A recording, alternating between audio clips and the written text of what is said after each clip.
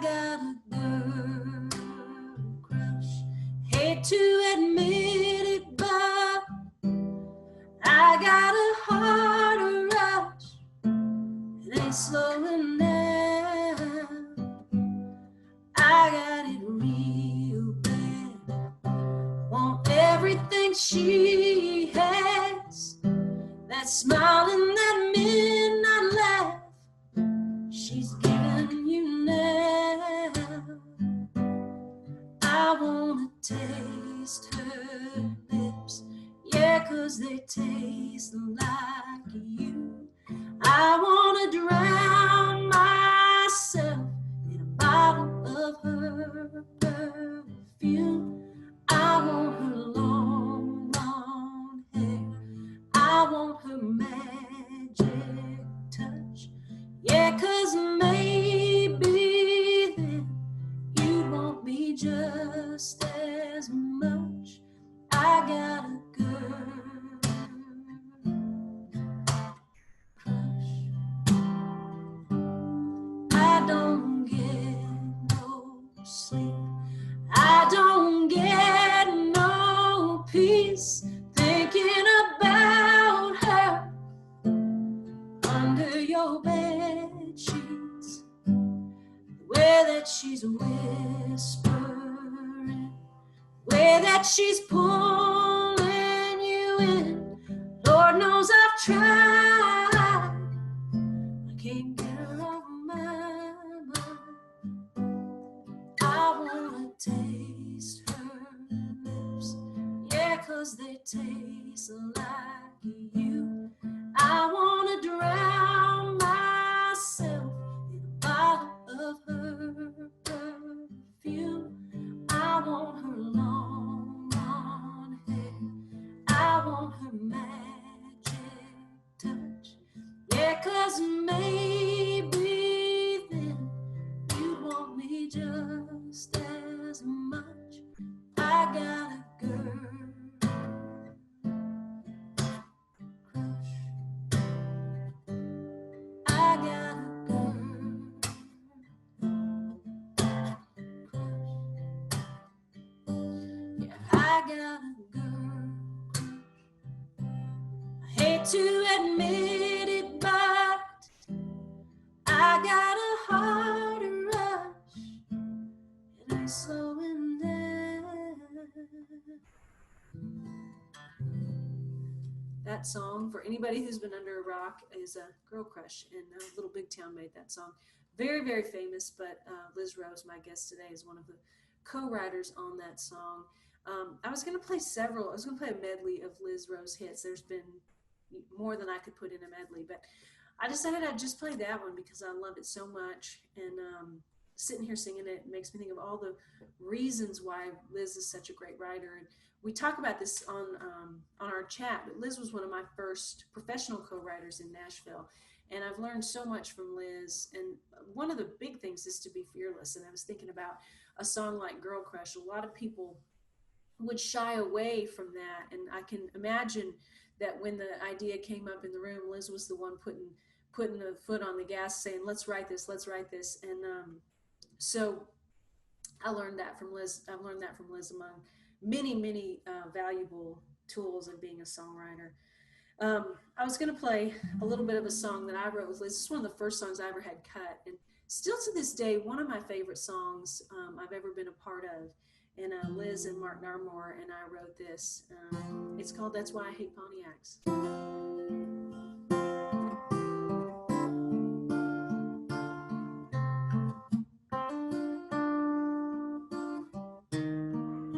Wisteria vines were climbing. Every sunset was a watercolor. Had the promise of a perfect summer. Blue-eyed boy in a red Trans Am.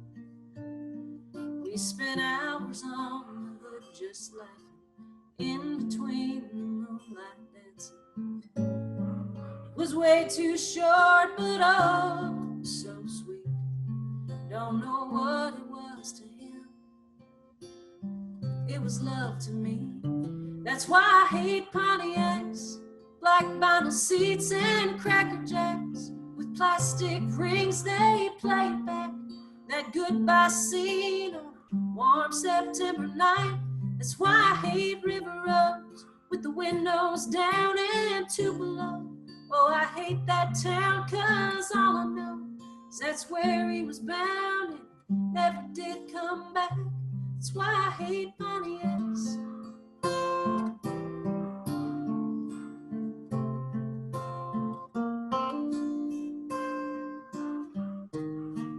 I filed away my wounded pride, found someone and loved again. Never take a trip to way back when, till the radio plays a certain song. Then it's like a finger on the trigger. Some old hurts, they just hurt bigger. Might have gotten past it long ago. The parts of yesterday, they get tattooed on your soul. That's why I hate Pontiacs, black vinyl seats and Cracker Jacks with plastic rings, they play it back that goodbye scene on a warm September night. That's why I hate River Roads with the windows down and Tupelo. Oh, I hate that town, 'cause all I know is that's where he was bound and never did come back. That's why I hate Pontiacs. That's why I hate Pontiacs.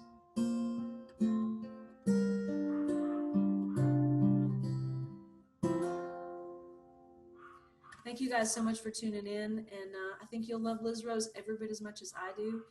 Check out her music. We talked about, she has an album out called Swimming Alone. On top of being a very successful songwriter, has made this beautiful album as an artist in her own right. So anyways, enjoy the chat and fall in love with Liz Rose. Hey everybody, welcome to another episode of You Can't Come Over, But You Can Come In. Today's guest, y'all have asked for pretty much since the beginning, definitely since the Lori McKenna episode. Multiple Grammy winner, CMA Song of the Year, ACM Song of the Year winner as well, 2007 CSAC Nashville Songwriter of the Year. And one thing I want to definitely touch on right away, one of my very first professional co-writers. And I'm not in the minority, so Liz Rose. Hey. That was maybe the longest intro I've ever done. Really? Yeah. I know about this thing. Okay. All right. You know that do not disturb thing. Okay. Hey. Hey. So I just realized as I was doing your intro, you're the person I'm having on here that I've known the longest. Really? Yes. That is so cool. I was listening. I was thinking about this morning, and I felt like you and I learned how to write songs together. I mean, you knew how to write because you were writing by yourself, but I was your first co-write, right? Yeah, pretty much. I mean, I had written some with my mom before I moved to Nashville, but I remember Jody Williams hooking us up, and I was real nervous driving out to your house in Fieldstone Farms out in Franklin at the time. But you're a lot of people's first co-writing experience. Yeah, I was like, Jody was like, send them in to Liz. And I think only one person really ended up really hating it. That was Josh Turner. Oh, wow. That's crazy. He wanted me to help him rewrite a song, and Josh was not having it. And so that was interesting. But we're still really good friends. It's just funny. But yeah, I ruined a lot of people's careers and writing techniques, you know? I don't think so. You're being humble. I feel like one of the things I always have loved about writing with you is I don't feel stupid to say anything, which I was just talking on another one of these the other day about how that is one of the major keys to collaboration are people that make you feel really good. And you know how to keep it moving. I think because I wrote so much by myself, I can get really stuck on one line, and you know how to just move things along. I'm impatient. You know, come on, let's go. So interesting. I love when I got on your Wikipedia, I do that with everybody, even people I know. Am I still married to my second ex-husband? No, no, no, no, not at all. So you moved to Nashville with your second husband. He was in radio, correct? He worked for no, he worked for Walmart and Western Merchandisers, and then he went to work at MCA. So he was a Okay. little bit. So you came here with a spouse, and you ended up the person. Not I don't know what his career what happened to his career, but your career really took off, and you got started late. You were 37 when you wrote your first song. So tell me a little bit about that. Like, was that scary? And then I'll go back even further. Uh, you know, I wrote with a friend that moved here with us, Jill Riley, Mm-hmm. and then we wrote a song. Then we wrote a song with my husband at the time, and her husband is a joke, and Mm-hmm. the song title was mine, and so that was really fun. Then we wrote a song, but nobody took me seriously. It was like, you go in the house to take care of the kids. You Mm-hmm. don't sing, you don't play, so you really don't write songs. And so I went into publishing and in song plugging, which, not knowing what it was, I got invited. I went to a party, and this man, Ken Biddy, hired me to be a song plugger, which I had no idea. And as I got into it and got to know songwriters, I just started writing. And I just wasn't, it was fun. I mean, I just don't say no. I just do it. And Mm-hmm. then, you know, hopefully it's fun until somebody tells me I can't do it anymore. I love where this is going because you're setting up the questions I wanted to ask you.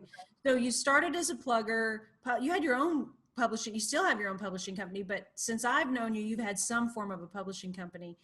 How do you feel like being a plugger and a publisher helped you as a songwriter? And then how does being a songwriter help you as a publisher? Neither. For Okay. me, people always ask me that. Oh, well, you're a song plugger and a publisher. You know how to write a hit for the radio. And I was like, no, you don't. I could never be that calculating. You know me. I'm off the cuff. I'm emotion. I'd be a lot richer if I knew how to do that. Hey, Shane McAnally, if I knew how to do that. Um, He loves that he gets name checked on here all the time. So that's the first time Shane's name's come up today. I just I just don't. I don't. I wish I could.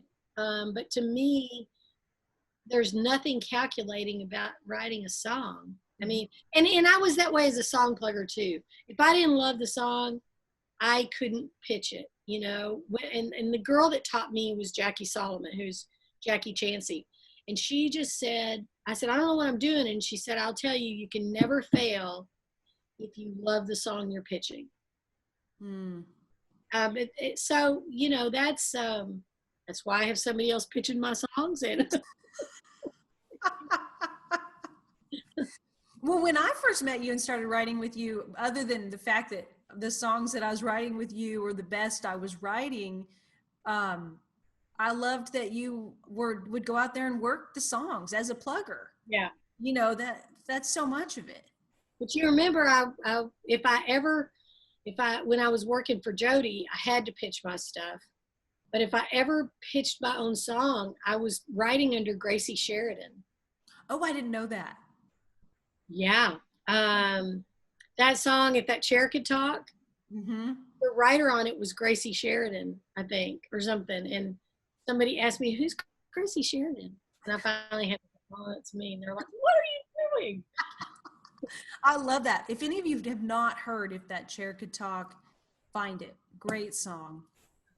So I want to rewind. So you're growing up in Texas. Well, I ask every guest this. What is the first song you remember, and it might not have been until you moved to Nashville, I don't know, that made you want to write songs, where you thought you loved it beyond just singing with it on the radio? Oh gosh, I don't. It had to be every song I ever heard by Carla Bonoff, or Jackson Brown, or man, you know, Tammy Wynette. I mean, Chris Christopherson. it was those songs, but you would never dare to think you could write a song like that. So I think I just started writing because I had someone encouraged me, Kim Patton Johnston, Kim Yeah. McLean, said, it's funny how we all keep changing our names. Um, she encouraged me to write a song, and the idea was Harmless Heart, Oh, I love that song. and wrote it about something I was going through, and that's what made me want to write a song, is when I figured out that I could write my feelings down and not worry about what happened. Mm. Where who cares? I just got to put this down on paper. Yeah, wow. That's the most unique answer I've had on here. That's Oh, great. Yeah. It was your own songs that made you really want to write songs. That's beautiful. Um, Changing Our Names, that's a song we need to write. no. And we still got the other one about Jackson Brown we got to write. I think about it constantly. And I even got a better concept today. Oh, well, here we go. We'll do it when we get off of here. So when I was a little bit into meeting you. I remember you were writing with a girl named Taylor Swift. And I remember it because the name was so unique. Yeah. It seemed like a unique name to me. And I think the fact that you're up for anything is probably why that happened, because I don't know how many people at that time took Taylor Swift seriously. She was 14, maybe 15. She was 13 when they started telling me about her. Yeah, 14, 13, 14. Did you know right at the beginning, like, wow, this is going to be something? No. It was fun. It was easy. I mean, I remember the first time we wrote, you know me, I'm the word person. I'm like, blah, blah, blah. Well, that wasn't how it was. She was like, blah, blah, blah, and I was like, oh, I'm kind of embarrassed. I don't really know what I'm doing. And I really felt like I didn't, she didn't need me. I really felt like I didn't do my part. Mm-hmm. So I'm glad I stuck with it because I figured out what my part was in it, and that was guidance, Yeah. editing, and listening, and writing everything down that she said, and encouraging her to write her songs, not a 50-year-old woman's, or I guess I was 40-year-old woman's songs. I let her write 14-year-old girl songs. Wow. I'm sure at the time you were probably the only, maybe you and a couple other people were the only people really letting that happen. Yeah. Well, yeah. Yeah. Well, went on to be a great collaboration. Yeah, it was good. um, so one of my favorite things you've done, other than Girl Crush and, White Horse and all that, is your album, Swimming Alone. I love that album. I encourage anybody that's watching to get it. I remember the first time I listened to it, it was right when it came out. I downloaded it and I listened. It was at nighttime. I remember I was laying in bed listening to it, and it really made me cry several times. Just knowing you and the vulnerability in that album, just Yeah. beautiful. How did that come about? My mom has told a story all my life about how when I was 2, which who knows, they couldn't find me. I'm the youngest of 6, and I was out in the backyard swimming alone. I was in the pool, Mm-hmm. and it was just a story that was told over and over and over. And I said it one time, and Caitlin, my daughter, said, "Ooh, you need to write that." And I said, "Yeah, well, let's write it." She goes, "No, you need to write that. It's a great idea." So I thought about it, and I thought about writing it with somebody else, and it just felt like mine. It was weird. And so when I moved to Dallas for a couple of years, and one Mother's Day, um, I hadn't heard from the kids yet, and I was kind of really sad, and I was out in the pool floating around by myself, and finally one of them called, and I think I told Caitlin, "Well, thanks a lot. I'm just out there floating around by myself, swimming alone." And she goes, "Mom, you need to write that song." And so I guess I started it that day. And it was funny how to write that. We wrote it. My brother helped me, and then we took it to Lori McKenna, and put music to it and filled in the blanks. And but it really did follow my path, because even though I've been married and have tons of friends and my kids and everybody, I do feel like I make my decisions alone. I do feel like I'm usually swimming alone. Mm-hmm. I mean, I take care of everybody, but it seems to have been my strategy all along. I love it. You mentioned Caitlin, your daughter, great singer songwriter. So when Caitlin started gravitating towards writing songs and being a performer, were you elated or were you like, oh no? I didn't know. Okay. Um, if you'll remember, I think that was Franklin. I was working like crazy. Mm-hmm. And she started playing. She took that old Gibson that was down in there in that piano room, and I noticed that it had disappeared. And I knew she had it. And I was like, oh, that's interesting. And Mm-hmm. she was up there writing songs, and I had no idea. Um, I just kind of left it alone, and she had to write. She had to do a project, a speech at school, and she couldn't do it. She wrote a song instead, and that's how that started. So when she started playing around town, she was playing at some pretty scary places, places that she wouldn't let me go in. But she was so good, and I Mm-hmm. just Oh. kind of got out of the way and let her do her thing. So, here we are. She's making a new record. Oh, that's amazing. So Very finally, cool. Any details you can like who she's making it with, or is that under wraps? she is making it with Jordan Lenning again, Nice. and she's really excited. It's really excited about it. Oh, that's exciting. Yeah. Good things are coming from this tour. Oh yeah. Woo! So, just a couple more questions, and then I'll let you get on with your day to, I'm sure, write a great song. Um, in the last 10 years, what's a song that you didn't write that you wish you had? You heard and thought, damn, I wish I'd written that song. Well, as of the last couple of weeks, Pawn Shop.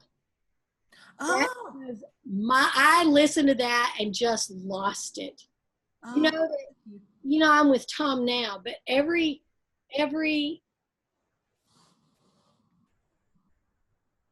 my first my first wedding ring, engagement ring, I took to a pawn shop on Charlotte Avenue wow. to pay the electric bill. Mm-hmm. The first piece of jewelry Tom ever bought me, the diamond bracelet, went to that place on Charlotte Avenue. I mean, it was like I was just like, oh my God, this is my song. And oh, so good. I can't hardly talk about it. It's so good. So there's one. And it's always been Lori's song, Your Next Lover. Oh, that's a great song. And probably recently More Hearts Than Mine. Oh, great. Yeah. Ah, Great song. Great song. Great great song. song.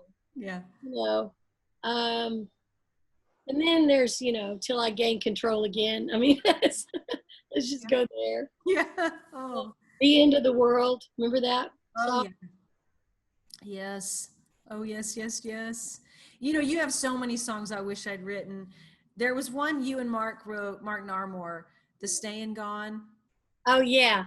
Oh, I think about that song a lot when I'm writing songs because I remember the just intricate detail in that song. I felt every step in it. That was such a great time. We were such a great little trio. Mm-hmm. We got to get that back together and just write songs for about a week and see what comes out of it. It'd be great. I need to get Mark on here too. He's such a great writer and funny. He'd be funny on here. He would spout out 50 titles while we were talking. Um, but yeah, that was, and I learned so much from you guys. I mean, I was just an infant writer and I would just try to bring in a great idea because you guys were so, I remember you being so fast and um, you guys were writing all those songs. If That Chair Could Talk. I mean, we wrote That's Why I Hate Pontiacs, which I'll always love. still, I have people that tweet at me, no matter what, that'll always be my favorite song you've ever been a part of. And it's I'm still really proud of it, as I know you are. And you always know when you can remember a song that it was Mhm. great. It's a great song. That's like the Staying Gone. I don't even know whoever cut it. I just remember. Rebecca Lynn Howard cut it. Oh, okay. I remember Lisa Brokop's demo. Oh, well, Staying Gone. I'm back to Oh Pontiacs. yeah, Rebecca Lynn Howard and Amanda Wilkinson cut that song. Yeah, nobody ever cut Staying Gone. Whew, good Get one. used to me staying gone. Is that it? Get used to you staying gone. So you get What I remember was it's not the leaving that's hard for me. Basically, I'm staying gone. Yeah. staying gone. Yeah, I don't do that one. I'm glad you do. Oh, I loved it. Well, Still love it. So, cut on any artist, dead or alive. Dream cut. If you could go to back to the beginning of music or right to today. uh, cut on any artist, dead or alive. Oh, Tina Turner. Oh, I love that. That's such a great one. I don't even know where that came from, but that, yeah. I mean, can you imagine having Tina Turner singing your songs? I can't. Have you seen the Tina Turner musical? No. So I was in New York and I was actually with Shane McAnally and he wanted me to go with him. And I went because he wanted me to go. It wasn't so, I mean, I love Tina Turner, but I just thought, I'm not into the jukebox musicals so much. Yeah. Liz, I was bawling. Like Shane literally said to me, "Are you okay?" Because I forget how moving, and the woman who plays her is, it's like Tina Turner's there on Yeah, stage. but see, that would be hard for me because I want to see Tina Turner, but I do want to see that really Oh, I mean, whenever COVID is done, I hope she's still the one on Broadway because I don't know how she does it. It's crazy. It just, and there's her music, man, a good choice because Yeah, and she doesn't, she's not going to do anything she doesn't feel, It's mhm, like, I can't imagine her. I just can't imagine it. That would be unbelievable. yeah. Well, thank you so much. One last question before, and I'll let you go. Um, what is the biggest change in the music business that you've seen since your first cut to your most recent cut, and the thing that hasn't changed? I think, well, the biggest change is we don't have as many people to take songs to, Mm-hmm. and artists all, I mean, they've always written their own songs, but it's I don't want to say it's an epidemic, but it's there's less cuts to go around. So the change of not making a living off album cuts, and being excited. I mean, that's what breaks my heart is that, we used to celebrate an album cut on a record, and now we barely even talk about it. Yeah. So that's the biggest change is, less artists, less labels, less opportunities for great songwriters to find their way in through the cracks, which scares me a little bit. Yeah. And what hasn't changed is that we all still gravitate towards the great songs.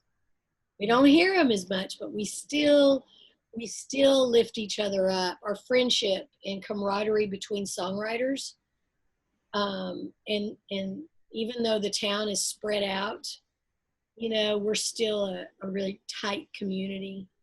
When somebody needs something or somebody writes a great song, and when we champion that song and we fight for it. So that's the thing that I haven't seen change, thankfully. That's a beautiful thing, man. It really is. And you've always been one of those people for me. So thank you. I mean, Oh, thank you. I've had so much fun. I hate saying this, watching you grow up. Um, but your journey has been so amazing to watch because this is like talking to 15 years ago you. Yeah. You have not changed. You know, you still have your uncomfortable laugh. Yeah, that's true. um, and you know, we're writing again, and you're such a great songwriter and artist, and I'm just so proud of you and just blown away by your music. Oh, thank you, Liz. That means a lot. You know, I mean it. You know, I've always, you know, really loved what you do. So I'm really happy to see everything going so well. Thank you. You too. We got to write more, and you know, we got a couple of. So I told Natalie Hemby the other night that I think I'm gonna write another record. Oh, I'd love to be a part of that. I'm gonna write. Mhm. I've, you know, so I would love it. We've got a couple ideas. We need to write on it. You bet. Well, you have a great day and hit me up and we'll start writing for that record. All right. Take care. Okay. Bye.